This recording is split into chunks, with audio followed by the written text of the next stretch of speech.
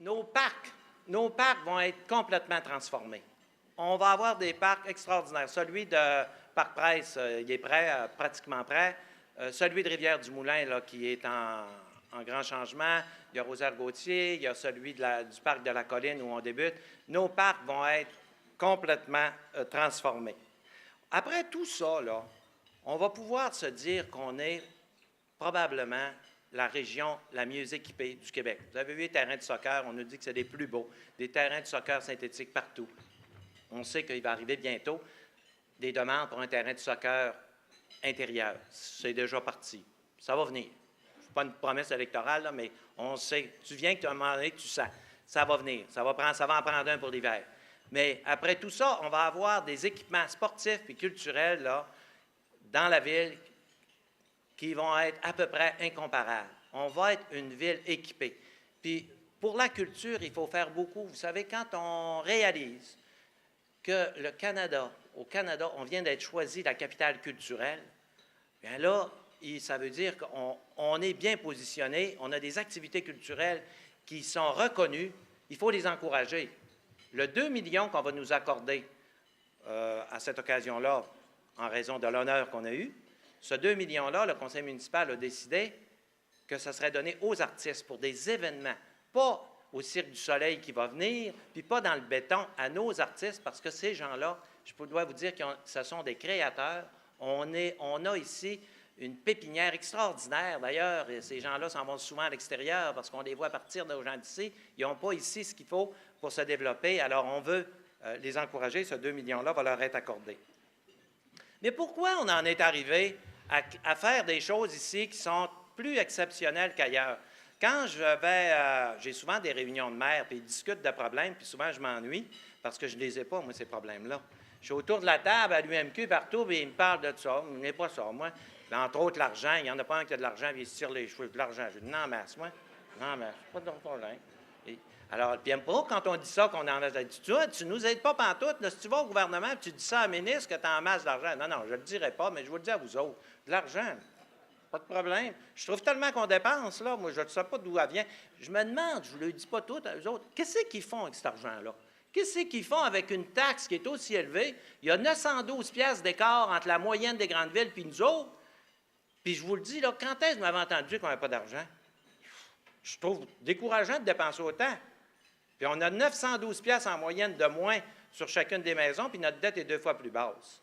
Alors, il y a un petit problème d'administration au Québec. Là. Tu sais, quand on pense que l'endettement des villes du Québec, là, c'est 10 milliards de dollars, le total, puis dans le total du Canada, c'est 12. Alors, sur 12 milliards, tu en as 2 à l'extérieur du Québec, puis 10 au Québec. Les villes au Québec, là, il y a un problème d'administration qui est sérieux. C'est le temps que s'en occupe, parce que c'est pas normal de dépenser autant. Mais qu'est-ce qui a fait que nous, on en est arrivé à ça? C'est que, vous l'avez vu, je l'ai répété souvent, mais je vais le répéter parce que c'est la vérité. On a réussi à créer à l'Hôtel de Ville un climat harmonieux. Les conseillers de Jonquière, là, avant la fusion, il n'y en a pas un qui a voté pour moi, là. Puis les conseillers de Labbé non plus, là, avant la fusion, là, ils n'étaient pas de mon bord. Quand on s'est fusionné, là, ils n'étaient pas de mon bord. Mais on s'est dit, à un moment donné, on va créer un environnement harmonieux. Quand l'environnement est harmonieux, ça travaille bien. Jean-Yves Provencher, il a été analyste financier dans la plus grosse caisse populaire pendant toute sa carrière. Puis il me disait justement ça. Il dit, Jean, il dit, quand il y avait une chicane d'un conseil d'administration, là, il dit, oups, il dit, on regardait le dossier et on disait ça va finir mal. Puis effectivement, souvent, ça finissait par une faillite. Conseil d'administration de compagnie qui chicane, ça finit pas bien. On s'est fait plaisir, on a fait un petit exercice parce que je les connais, les villes qui vont pas bien. Faites un petit papier, là, puis j'ai pris les 9 plus grandes villes du Québec, là, puis je le sais, les maires qui chiolent le plus à cause de ça, j'ai tout pris ça en note, puis j'ai dit, regardons les performances financières. C'est un drôle de hasard. Plus le conseil d'administration, plus le conseil municipal se chicane, plus il y a une opposition qui est malsaine, plus ils sont endettés, plus la taxe est haute. Plus bel exemple, c'est Montréal. Plus tu te chicanes, des chicanes malsaines, une saine compétition. Oui, il peut avoir les mêmes idées. Si on avait toutes les mêmes idées, je dirais, allez-vous-en toutes. On va décider tout seul, vous avez toutes les mêmes idées. C'est pas ça, là, mais une saine compétition, une saine, des batailleurs qui veulent se battre pour gagner dans le même objectif, puis qui sont sincères. Alors là-dessus, je peux vous dire que les conseillers de Chicoutimi, de Saguenay, ils ont fait un travail exemplaire et on est devenu un modèle d'administration hein, au Québec. Vous savez que ça a été répété souvent, le Conseil du Trésor, ils se sont demandé comment on avait fait pour organiser notre comptabilité par secteur comme ça. Mais il reste une chose, c'est qu'on a une comptabilité par événement, mais je ne ferai pas un cours de comptabilité ici ce matin, mais ça nous a permis d'avoir à Saguenay une comptabilité qui fait en sorte que notre citoyen est protégé, notre citoyen en a plus pour son argent. C'est ça, le citoyen d'abord. Dans 4 ans d'ici, dans 4 ans, on va se trouver où dans 4 ans? Dans 4 ans, il faut penser qu'on va avoir à Saguenay un équipement extraordinaire qui va permettre notre développement comme jamais.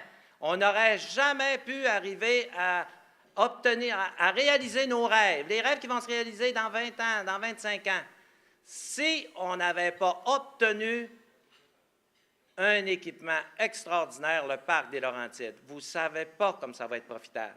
On ne voulait plus, on était condamnés avec le parc des Laurentides. C'était une route qu'on ne voulait plus emprunter. Vous ne savez pas, comme Promotion Saguenay me le répète souvent, toutes les fois qu'ils ont des sollicitations, le parc des Laurentides, ça va faire de nous autres une ville développée, à tout point de vue, culturel, industriel, touristique. L'ancien parc, le nombre d'accidents qu'il y avait, ce n'était pas sécuritaire, c'était une route de village. Avec le parc des Laurentides, on vient d'ouvrir la porte et ça va devenir une balade de se rendre à Québec, aller-retour, ça va devenir, les liens avec Québec vont se développer, les liens industriels. Le parc des Laurentides, c'est le plus bel équipement et c'est incomparable avec tout ce que je vais vous dire par la suite. Le parc des Laurentides, c'est le plus bel équipement. Dans 4 ans d'ici, nos centrales, Chute-Garneau, Pont-Arnaud, vont être en fonction. Ça, c'est extraordinaire. Ça avait été l'objet des débats avec Ulrich Blackburn, ça fait 12 ans, puis M. Blackburn en parlait depuis longtemps. Mais là, on peut dire que ça va être une réalité. Vous savez, le Chute-Garneau-Pont-Arnaud, après le déluge, ça a été aménagé par le gouvernement, à même les fonds du déluge.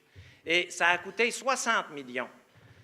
Quand j'ai rencontré le président d'Hydro-Québec, vous les voulez pour combien? On les veut gratuitement.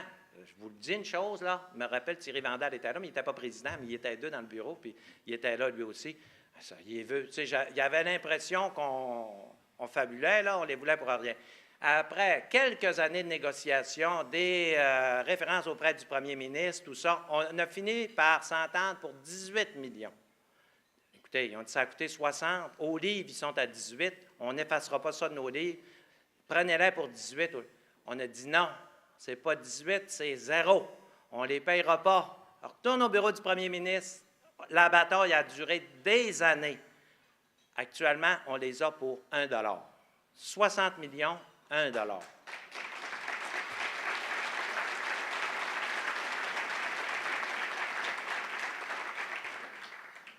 Quand arrive le temps de nous dire c'est 1 $, ils nous disent l'électricité de Chute-Garneau-Pont-Arnaud, elle va être vendue à Hydro-Québec. Ça, c'est pas grave, c'est normal. Il faut qu'on la vende à Hydro-Québec. On ne passe pas par Hydro-Jonquière, mais c'est du in and out, puis ça, c'est pas grave. Sauf que le prix qu'on nous donnait, c'était 5 cents du kilowattheure. Là, non, ça ne marche pas, 5 cents du kilowattheure. Oui, mais là, tu as eu les barrages, là, puis il va falloir mettre encore 40 millions sur les barrages. Hein? On a acheté les turbines, ils s'en viennent, tout ça. Les turbines vont arriver au printemps. Alors là, 5 cents du kilowattheure, c'est pas assez payant. Retourne voir le premier ministre, on va voir tout le monde. Écoutez, 5 cents, nous autres, on veut... L'objectif de Chute-Garneau-Pont-Arnaud, là, c'est de vous demander moins de subventions, puis d'essayer de se faire vivre, puis d'essayer, puis on va faire des efforts, puis on a déjà Hydro-Jonquière, on connaît ça. 5 cents, ça ne marche pas. C'est que vous voulez, mais on voudrait avoir au moins 8-9 cents. Es-tu fou, lui, 8-9 cents? Là, en tout cas, là, encore une fois, c'est réglé 7,5 cents. Oh, bien, 7,5 cents au lieu de 5 cents, là, je ne sais pas si vous savez, mais le pourcentage de profit, là, il commence à être intéressant. J'ai dit à Ghislain, il dit, on est capable d'aller chercher mieux que ça. On n'a pas fini. Là, je savais qu'avec le gouvernement, là, il ne voulait plus me voir. Bon, dans ce dossier-là, il ne voulait plus me voir. J'ai dit, on a compris ça. Je vais voir Jean-Pierre Blackburn. J'ai dit, Jean-Pierre, tu pourrais nous aider, Jean-Pierre? J'ai dit, dans ça, bien, l'électricité, c'est provincial. Non, tu serais capable. Regarde, il y a des programmes, tu pourrais nous aider. Il dit, oui, je vais vous aider. On se met à travailler avec Jean-Pierre Blackburn. On va obtenir 1 cent du kilowattheure. Alors, ça en est rendu à 8,5 cents. Comment être payant? Ah, là, c'est le fun, là. Alors là, on commence. Parce que c'est bien beau d'avoir des installations, mais il faut que ça soit payant. Donc, on va finir le dossier. Ça a pris 6 ans. Mais si on l'avait eu à 5 cents, puis on avait payé 18 millions, avant de faire des profits, là, ça arrêtait à mes arrière-petits-enfants avant de voir la première pierre. Ça finit plus, là. Alors, il faut que ça soit payé avant de faire de l'argent, tandis que là, on fait de l'argent dès le début. Puis quand ils sont payés au bout de 15 ans, bien, on sait qu'une turbine, hein, ça tourne longtemps. Alors, ça, c'est donc, dans 4 ans, ce barrage-là va être en opération. Alors, préparez-vous à des gros travaux. C'est 40 millions de travaux qui vont se faire dans la région.